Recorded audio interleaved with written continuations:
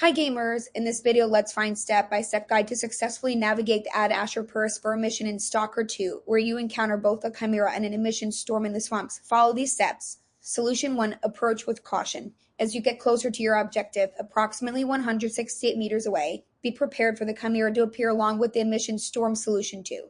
Ignore the Chimera if possible. While it might be tempting to engage the Chimera, your priority should be reaching safety. You can choose to run past as Solution 3. Find the shelter.